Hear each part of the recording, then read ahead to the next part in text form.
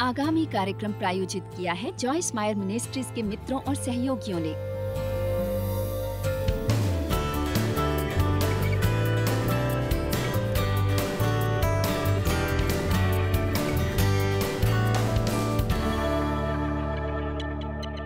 जब रॉन रुडमन ने Denver Colorado में जॉयस मायर की कॉन्फ्रेंस में अपनी गवाही साझा की, उसने अपने अनुभव के बारे में बताया जो उसे पहली बार जॉयस की पुस्तकें देखने पर हुआ, और यह स्पष्ट था कि ये एक अनूठी कहानी होने वाली थी, कम से कम कहें तो।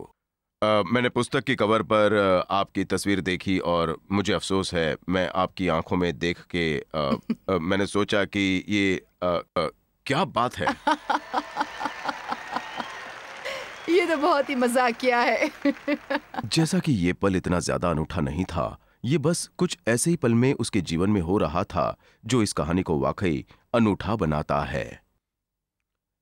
मेरी परवरिश 1960 में न्यूयॉर्क महानगरी क्षेत्र में एक युवा यहूदी के रूप में हुई थी। मैं एक सुरक्षित यहूदी कॉलोनी में पला बड़ा था और हॉलोकॉस्ट के बचे हुए लोगों की युद्ध के बाद की पहली पीढ़ी में मेरा जन्म हुआ था। 13 साल की उम्र में मैं बस वहाँ पर चला गया था, जहाँ एक हिस्सा याद कर लिया था। शब्दों का क्या मतलब था मुझे कुछ अंदाज़ा नहीं था। किसी ने मुझे एक अंग्रेज़ी अनुवाद तक नहीं दिया था। ये सब विदेशी था और उसमें कोई तत्व नहीं था। मुझे ऐसा लगता था जैसे मैं जानता था कि परमेश्वर कौन था, लेकिन उसे ढूंढने का मेरे पास कोई तरीका नहीं था।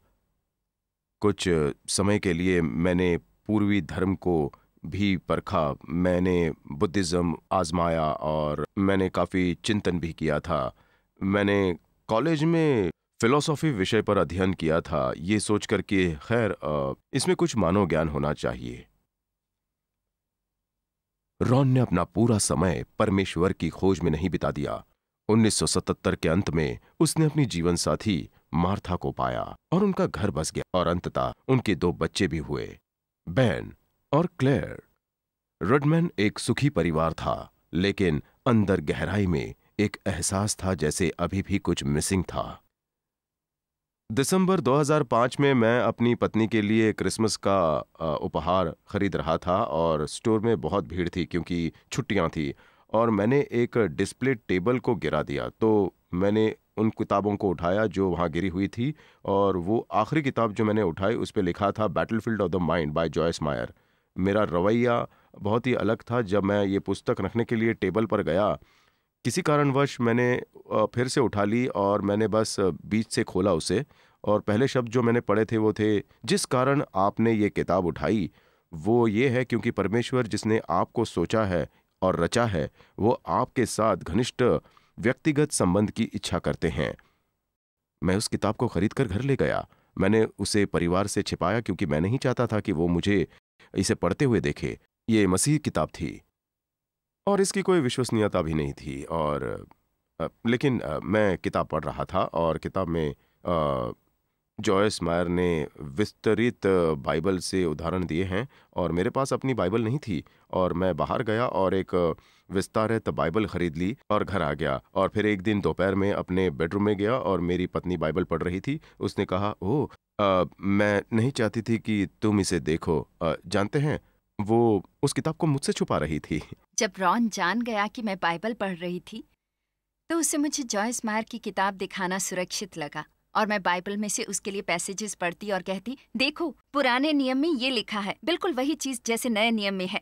और वो मेरे लिए जॉयस का लिखा कुछ पढ़ता और ये सब एक साथ मिलकर केक बैटर जैसे हो जाते, और ये बस एक खूबसूरत मिश्रण था जैसे सच्चाई का। रॉन और मार्था जैसे ही जल्द से सत्य को जान गए, उनके लिए अपने बच्चों को यीशु की पहचान करवाना आसान हो गया। बेन और क्लेयर ने भी अपने हृदय मसीह को दे दिए, और रॉन के किताबों के ढेर को गिराने के बस 1 साल बाद ही पूरा रुडमैन परिवार जान गया कि यीशु मसीह ही उनका उद्धार करता है।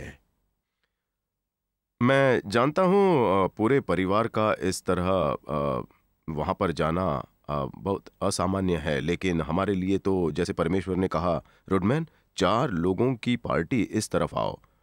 मेरा परिवार और मैं अब सच्चाई से बहुत ही धन्य हो गए हैं। एक बार जब आप सत्य को जान जाते हैं तो आपको आज़ाद कर देते हैं। ये समय है कि परमेश्वर से दूर भागना बंद करें। ये समय है भागना बंद करें। मैं परमेश्वर से भाग नहीं रहा हूं, मैं चर्च में हूं। इसका ये मतलब नहीं कि आप उन चीजों से नहीं भाग रहे जो परमेश्वर चाहते हैं आप करें, या उन कुछ चीजों से जो वो चाहते हैं कि आप उनसे निपटे, जिनसे शायद अब तक आपने निपटने की कोशिश भी नहीं की है।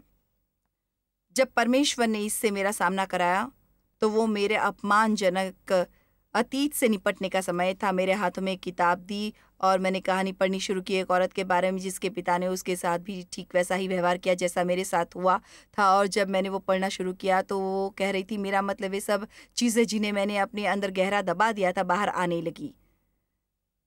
आप में से कितने जानते हैं हम चीज़ों को दफनाने में अच्छे हैं। आमीन। और मुझे याद है वो किताब फेंक दी मैंने और मैंने जोर से कहा, मैं इसे नहीं पढ़ूंगी, मैं इसे पढ़ने वाली नहीं हूं। और पवित्र आत्मा ने मेरे से बात की और बस इतना ही कहा, ये समय है।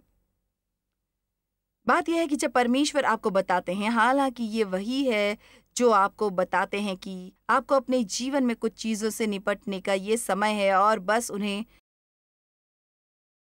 अनदेखा करना बंद करे, तो उसे तभी निपटाइए, क्योंकि उस पर एक अभिषेक है। तो परमेश्वर आपकी मदद करते हैं उससे ब्रेक थ्रू पाने में जो आप चाहते हैं। और हमारे राज ही हमें निराश बनाते हैं और यही सब चीज़ें हमें अपने अंदर दबाए रखने में हम डरते हैं, हम सामना करने से डरते हैं, इससे भी डरते हैं कि किसी को पता चलेगा। और इसलिए जो कोई भी सचमुच परमेश्वर के साथ घनिष्ठ शक्तिशाली संबंध रखना चाहता है तो अपने को परमेश्वर के लिए खुला रखे और उन्हें खोदने दे।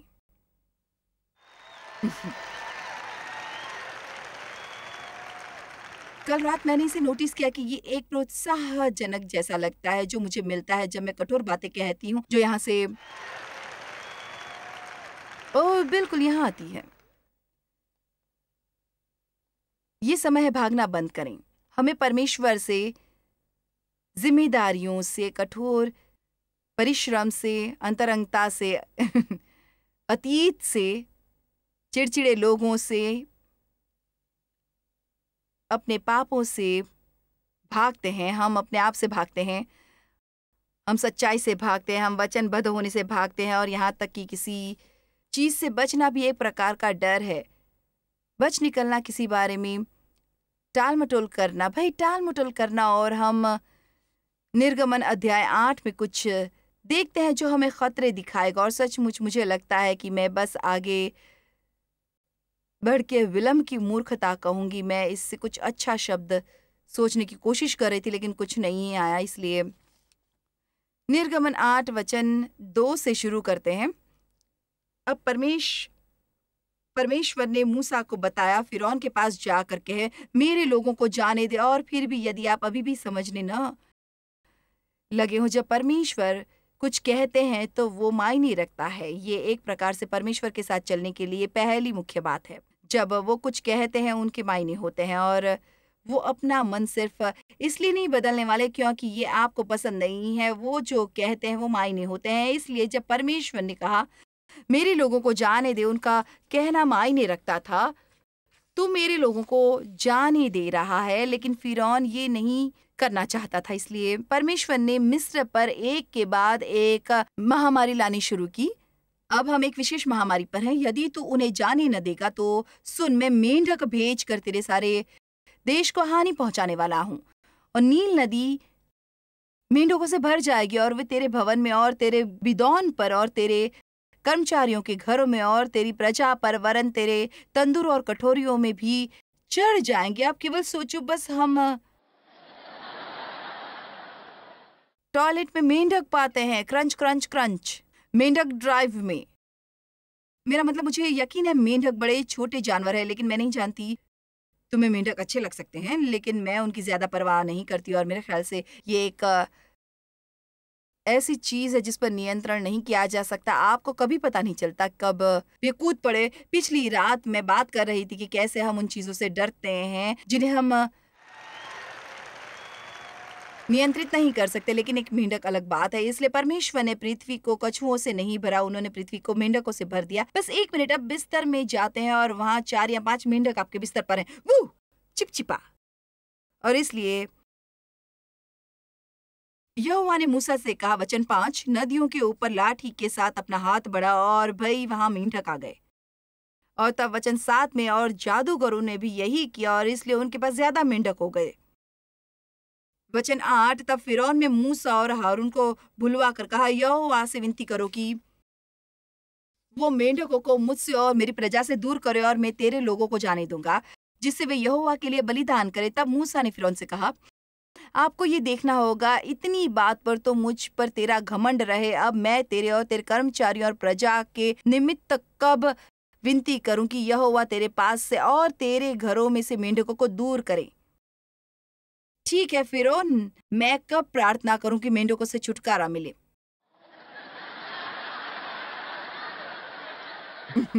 कल। अब मैं आपसे पूछना चाहती हूँ कि ये किस ब्रांड की मूर्खता है?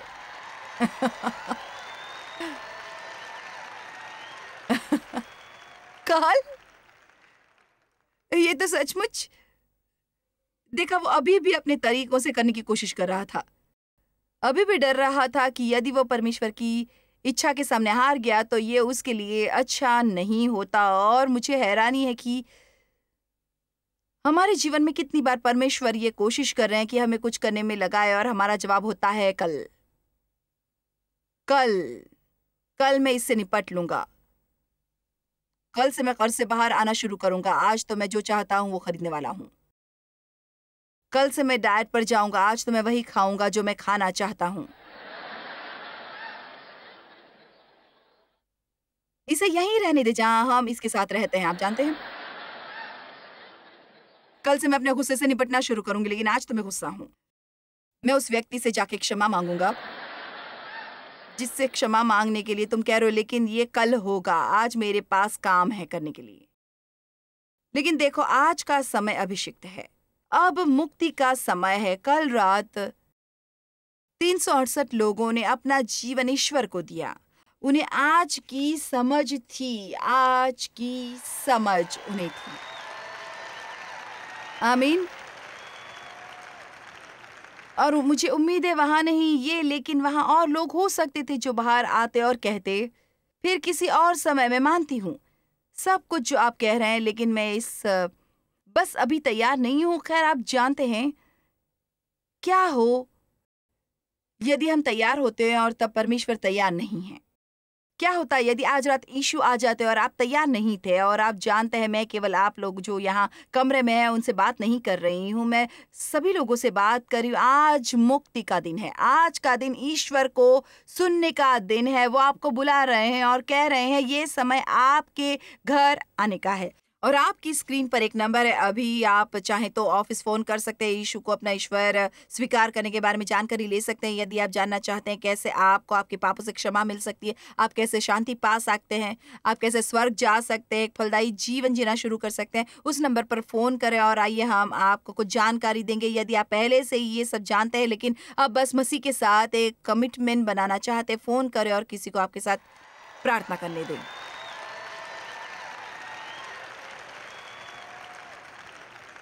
भजन संहिता 95, 7 और 8 में लिखा है, क्योंकि वही हमारा परमेश्वर है और हम उसकी चराई की प्रजा और उसकी हाथ की भेड़ है। भला होता कि आज तुम उसकी बात सुनते अपना हृदय ऐसा कठोर मत करो जैसा मरीबा व मस्सा में हुआ था। और एक और है जो इस शास्त्र वचन को संदर्भित करता है, अपना हृदय ऐसा कठोर मत करो जैसा फिरौन ने किया था। देखो क्या होता है जब परमेश्वर हमारे हृदय में कुछ डालते और हम जानते हैं कि हमें वही करना चाहिए और हम अपना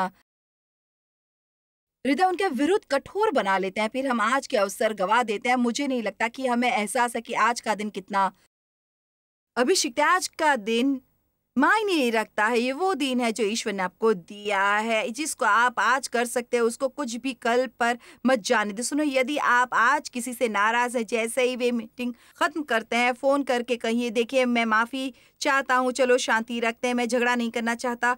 क्या आप जानते हैं, और इस समय कोई फर्क नहीं पड़ता यदि आप सही है या नहीं। मैंने कहा इस सब से सचमुच कोई फर्क नहीं पड़ता यदि आप सही या वे सही है। यहाँ इस बात से फर्क पड़ता है यीशु वापस आ रहे हैं। और 2 पत्रस अध्याय 3:14 में लिखा है, जब वो आता है, जब वो आता है वो हमें शांति में देखना चाहता है, नैतिक संघर्षों के बिना और भय से आजाद। जब वो वापस आता है तो यदि ऐसा कुछ है जिसे आपको अभी कर लेने की जरूरत है तो उसे कर लें। उससे कहीं ज्यादा दांव पर लगा है बजाय इस बारे में महसूस करने के कि किसी ने मेरे साथ क्या किया। आमीन। तो भी मैं आपको इस माइक्रोफोन के बारे में बताऊंगी जो थोड़ी देर पहले बंद पड़ गया और वे इसे मेरा दोष कह रहे। उन्होंने कहा तुम इसे पहनकर बाथरूम में गई और मैंने कहा कि ये मेरी गलती नहीं है। मैंने वायर टॉयलेट में नहीं गिरा, ये मेरी गलती नहीं है। और मैंने कहा आज के लिए ठीक है, यदि ये मेरी गलती नहीं है क्योंकि आज मैं नम्रता पर नहीं सिखा रही हूँ, इसलिए मैं कल तक इस समस्या के हल होने का इंतजार कर सकती हूँ।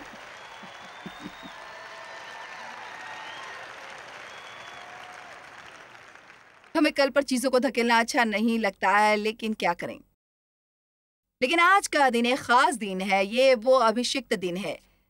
यह हमारे लिए वो करने का दिन है जो परमेश्वर चाहते हैं कि हम करें आज। अब मैंने परमेश्वर से दूर भागने के बारे में कुछ पाया जो मैंने आज सुबह आपसे साझा करना चाहा था। और वो कभी हम किसी चीज से दूर भागते, परमेश्वर हमें वापस उस चीज तक ले आते हैं जिससे हम भागने की कोशिश कर रहे थे। तो आज यहाँ ईश्वर का वचन है, तो आइए इसे समझ लें। चलिए भी आज मायने रखता है, आइए इसे आज के साथ ही समझ लें। हम हमेशा सोचते हैं ये आसान होगा अगर हम इसे टाल दें, परंतु ऐसा सच में होता नहीं है। तो दूर भागने से हम कभी आजाद नहीं होते। जिस चीज से भी हम डरते हैं हमारे ऊपर उसके पास शक्ति होती है। प्रेरितों के काम अध्याय 7 वचन 22 से, और मूसा को मिस्रियों की सारी विद्या पढ़ाई गई और वो बातों और कामों में सामर्थी था। जब वो 40 वर्ष का हुआ तो उसके मन में आया कि मैं अपने इजरायली भाइयों से भेंट करूं, उसकी मदद करूं, उनकी देखभाल करूं। उनके मन में अपने लोगों की मदद करने की इच्छा थी और उसने एक व्यक्ति पर अन्याय होते देखकर उसे बचाया और मिस्री को मारकर सताए हुए का पलटा लिया। ऐसा लगता है कि ऐसा करना एक अच्छी बात होगी। समस्या है और आप पाएंगे वो परमेश्वर से थोड़ा आगे था। और आप जानते हैं कभी कभी जब आपको अपने जीवन में बुलावा आता है, आपको बहुत सावधान होना चाहिए कि कहीं आप पहले ही परमेश्वर के आगे न कूद पड़े। और ये मुश्किल होता है कभी कभी ये जानना, जब आप जानते हैं कि परमेश्वर आपको किसी काम के लिए बुला रहे हैं, यदि अभी समय है, यदि ये ईश्वरीय समय है या ये बस मेरा समय। देखो फिर यहाँ है कमरे के इस तरफ।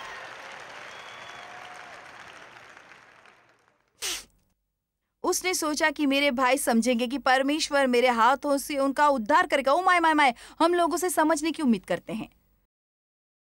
आप समझते क्यों नहीं कि परमेश्वर ने आपको यह बताने के लिए मेरा अभिषेक किया है। परमेश्वर को मुझे सिखाना पड़ा कि तुम एक टीचर हो, लेकिन तुम देव की टीचर नहीं हो। वैसे भी ये पूरा एक दूसरा संदेश है। उसने सोचा कि मेरे भाई समझेंगे कि परमेश्वर मेरे हाथों से उनका उद्धार करेगा। अपने हक में लिया कि वे उसे स्वीकार करेंगे, परंतु उन्होंने ना समझा। दूसरे दिन जब वे आपस में लड़ रहे थे तो वो वहां आ निकला और ये कह के उन्हें मेल करने के लिए समझाया कि हे पुरुषों, तुम तो भाई भाई हो, एक दूसरे पर क्यों अन्याय करते हो। वचन 27। परंतु जो अपने पड़ोसी पर अन्याय कर रहा था उसने उसे मूसा को ये कहकर हटा दिया कि तुम्हें किसने हम पर हाकिम और न्यायी ठहराया। क्या जिस रीति से तूने कल मिस्री को मार डाला, मुझे भी मार डालना चाहता है। ओ किसी ने मुझे देखा।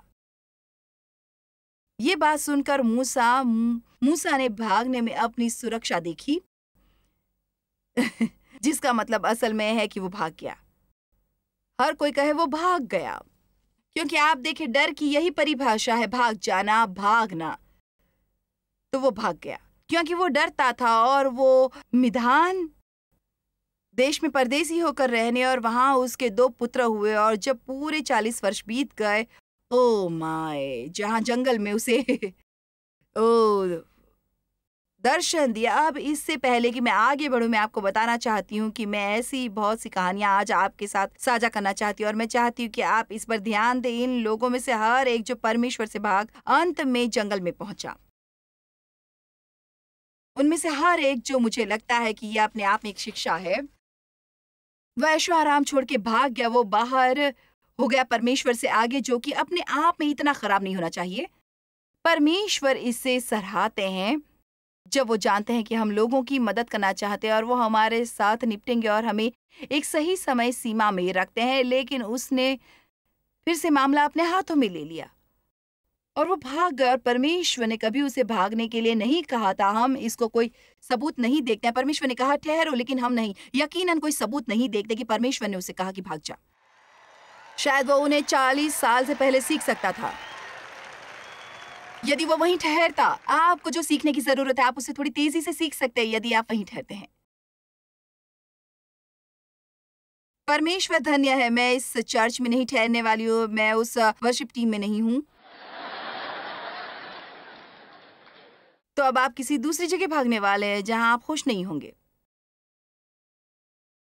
जब पूरे 40 वर्ष बीत गए तो जंगल में एक जलती हुई झाड़ी में से उसे दर्शन दिया। मूसा ने उस दर्शन को देखकर अचंभा किया और जब देखने के लिए पास गया तो प्रभु का ये शब्द हुआ कि मैं तेरे बाप दादो इब्राहिम, इसहाक और याकूब का परमेश्वर हूं। तब तो मूसा कांप उठा, यहां तक कि उसे देखने का हियाव न रहा। तब प्रभु ने उससे अपने पांवों से जूती उतार ले, क्योंकि जिस जगह तू खड़ा है वो पवित्र भूमि है। आखिरी वचन 34, मैंने सचमुच अपने लोगों की दुर्दशा को जो मिस्र में है देखी है और उनकी और उनका रोना सुन लिया है, इसलिए उन्हें छुड़ाने के लिए उतरा हूं। अब मैं तुझे मिस्र में भेजूंगा। मैं नहीं जानती, शायद अपने गुस्से में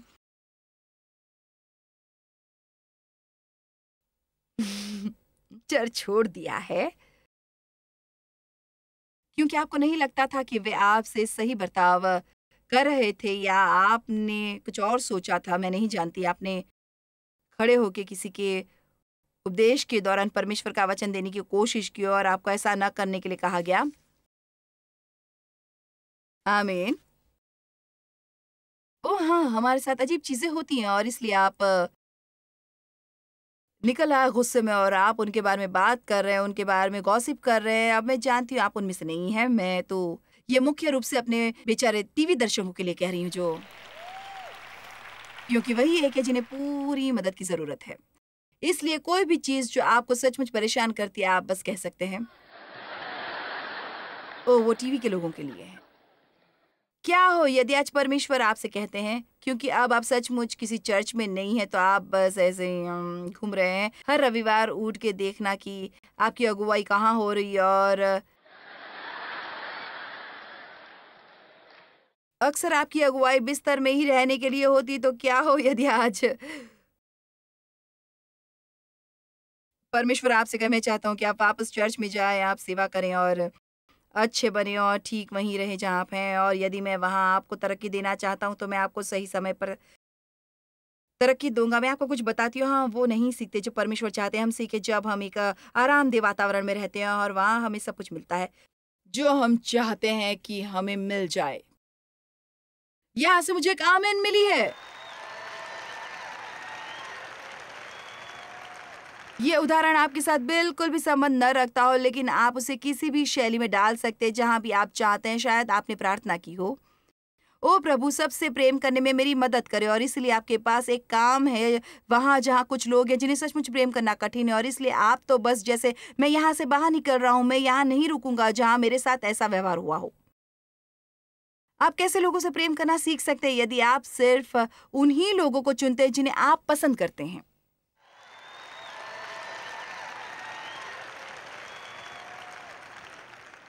हम कुछ नादानी भरी प्रार्थनाएं करते हैं, ओ प्रभु मैं आपको सब कुछ देती हूँ, मैं आपको सब समर्पित करती हूँ, प्रभु मैं यहाँ हूँ, मुझे देखिए। फिर भी हम उस काम की जगह नहीं ठहरते जहाँ अंधेरी जगह में एक अकेला उजाला है, क्योंकि ये हमारे लिए आरामदेह नहीं है। और वैसे भी परमेश्वर ने मूसा को मिस्र छोड़ने के लिए नहीं कहा था, वो भाग गया था और मूसा को वापस जाना पड़ा। मूसा को क्या डर था? बहुत सी वही चीजें जिसने हम हमेशा डर रखते हैं, उन लोगों को खारिज किया जाना जिनकी मदद करने की कोशिश वो कर रहा था। जानते हैं, पहली बार मैंने परमेश्वर के अपने जीवन में बुलावे पर कदम बाहर निकाला। मुझे भी मूल रूप से उन्हीं लोगों ने खारिज किया जिन्हें मैं बहुत अच्छी तरह से जानती थी। और इस तरह की गलतफहमियां और इस तरह की आलोचना और फैसले का होना बहुत मुश्किल है जब सचमुच परमेश्वर के प्रति ईमानदारी से मैं तो बस परमेश्वर की आज्ञा पालन की कोशिश कर रही थी और बस लोग मुझ पर गुस्सा हो गए। खैर, कहना एक आजमाइश ही होगी। आप जानते हैं ये परमेश्वर नहीं होनी चाहिए। अन्यथा मेरे हालात बहुत अच्छे होते यकीनन। यदि ये परमेश्वर तो सब लोग ताली बजाएं, आमीन। और इसलिए यदि मैं उस वक्त भाग जाती तो क्या होता यदि मैं बस, आप जानते हैं मैं हैरान हूँ, हम परमेश्वर द्वारा निश्चित भाग्य को गवा देते हैं और हमारे सामने होता है जीवन की उन कठिन स्थितियों से भागने की बजाय जहाँ ठहरे उसका सामना करने। परमेश्वर ने हमें भय का आत्मा नहीं दिया है और इसलिए वे नहीं चाहते कि हम चीज़ों से भागें। वे चाहते हैं हम उनका सामना करें इस विश्वास के साथ कि वो हमेशा हमारी मदद के लिए वहाँ हैं, चाहे वो कुछ भी हो जिससे हमें जीवन में निपटना हो।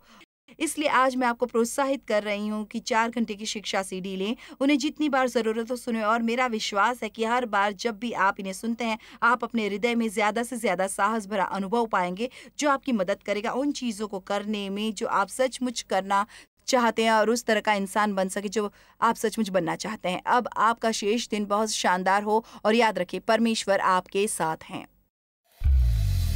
जॉयस मायर मिनिस्ट्रीज में आप हमारे लिए बहुत ही कीमती हैं, जितना कि आप जानते हैं। हम आपकी सराहना करते हैं और इस सेविकाई को दुनिया भर में संभव बनाने के लिए हम अपने दोस्तों और सहभागियों को धन्यवाद देते हैं। हम साथ मिलकर भूखों को खाना खिलाते हैं, गरीबों को कपड़े देते हैं और कई देशों में सुसमाचार बांटते हैं। अपना प्रार्थना निवेदन भेजने के लिए कृपया आज ही संपर्क कीजिए। हमारे स्रोतों के बारे में और भी जानिए। जॉयस की सभाओं की सूची देखिए हमारे साथ सहभागी बनने के लिए, क्योंकि हम दुनिया भर में मसीह के प्रेम को बांटते हैं।